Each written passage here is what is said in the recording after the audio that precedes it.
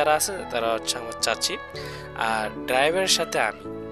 তো যাই হোক, তো আমাকে একটু পরে দেখবেন, আশা করি ভালো লাগতেও পারে নাও লাগতে পারে। এই হচ্ছে আমি, জানি না ভালো লাগবে না, কারণ খুব দূর থেকে জার্নি করে আসছি।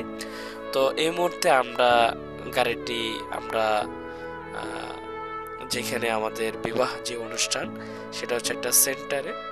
তো আদম যে আবাসিক এলাকায় একটা সেন্টার রয়েছে, সেন্টারের নামটা আমার মনে পড়তেছে না, কিন্তু সেন্টার ওটাও আমরা ভিডিও করে রেখেছি, সেটাও আপনারা দেখতে পাবেন। তো চলুন, তো আমরা ওই সেন্টার পর্যন্ত আমরা যেতে থাকি। এতক্ষণে আমরা একটু ভিডিওটি শুরু থেকে নিয়ে শেষ পর্যন্ত দেখতে থাকি, এবং ভিডিওটি যদি ভালো লেগে থাকে, যতটুকু দেখেছেন আমার কথা শুনে বা কিংবা ভিডিও দেখে, ঝটপট আপনাদের কমেন্ট বক্সে আপনাদের মূল্যবান কমেন্টটি লিখে রাখেন। এবং যারা সাবস্ক্রাইব করেছেন, আমার পক্ষ থেকে অসংখ্য ধন্যবাদ আপনাদের সবাইকে।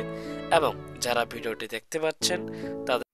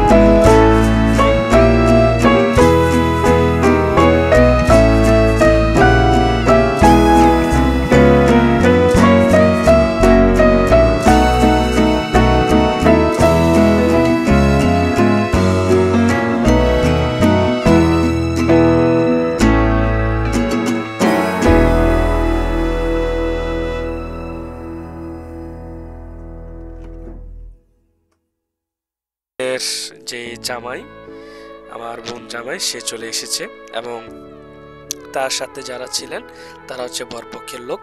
তো আমি তাদেরকে যে চিনব না এটাই স্বাভাবিক। আর এই যে মুরব্বীটি এখানে যার সাথে কথা বলতেছিল, সে হচ্ছে আমাদেরই ফ্যামিলি একজন মেম্বার।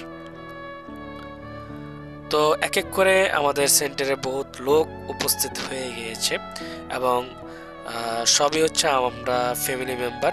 এবং ধরতে গেলে আমি একটু এক্সাম্পল দিয়ে আমরা একটু বলি, সেটা হচ্ছে আমাদের আল্লাহর রহমতে আমাদের বংশের ফ্যামিলির লোকজন আলহামদুলিল্লাহ যথেষ্ট পরিমাণ অনেক বেশি, যা এমনও আছে যে আমি কাউকে চিনি না। তো এখানে চেনা অচেনা সবাই রয়েছে, সবাই এসেছে, আস্তে আস্তে আরও আসবে। তো এখন বর্তমানে যাদেরকে দেখতে পাচ্ছেন, তো আমরা নিজেরা আর হচ্ছে বরপক্ষের লোকরা। তো বরপক্ষের লোক আরও আসছে, এসেছিল পরবর্তীতে। তো ওইটা ভিডিও করা হয়নি, কারণ তখন আর ভিডিও করার সেই সুযোগটা ছিল না আমার কাছে। তো ভিডিওটি দেখতে থাকুন। যদি ভিডিওটি দেখতে দেখতে যদি আপনাদের কাছে যদি কোনো না কোনো অংশ যদি ভালো লেগে থাকে, তাহলে কমেন্ট করে অবশ্যই জানাবেন। এবং যারা সাবস্ক্রাইব করেন নাই তারা অবশ্যই সাবস্ক্রাইব করে আমাদের সাথেই থাকবেন। ভিডিওটি একটু বড় হতে পারে, তো ধৈর্য ধারণ করে শুরু থেকে নিয়ে শেষ পর্যন্ত ভিডিওটি দেখার জন্য আমন্ত্রিত রইল। তো তার কিছুক্ষণের মধ্যে যে আমার বোনটি সেন্টারে হাজির হয়েছে। তো ওকে আমরা একটা জায়গা বসাবো, সাথে সাথে জামার এখানে আমরা বসাইনি, তো আলাদা ওকে বসানো হয়েছিল। তো ওর হাঁটতে এবং করতে একটু কষ্ট হয়েছিল, কারণ ওর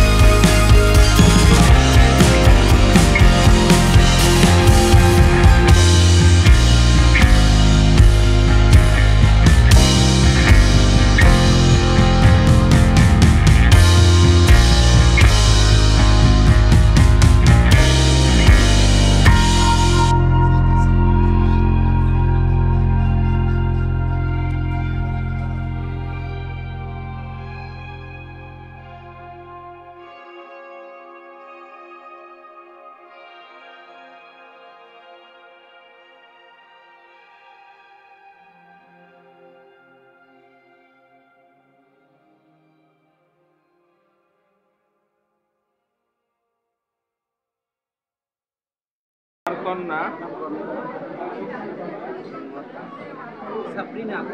সাবরিনা আক্তারকে 1 লক্ষ টাকা দেন ধার্য করিয়া আমার ওকালতিতে উপস্থিত সাক্ষীগণের সামনে তোমার বিয়ের প্রস্তাব করিলাম।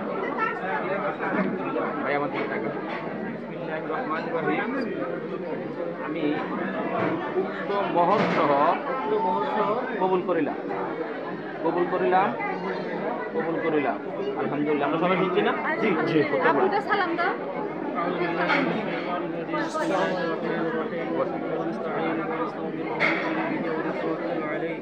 ونعوذ بالله من شرور انفسنا ومن سيئات اعمالنا من يهده الله।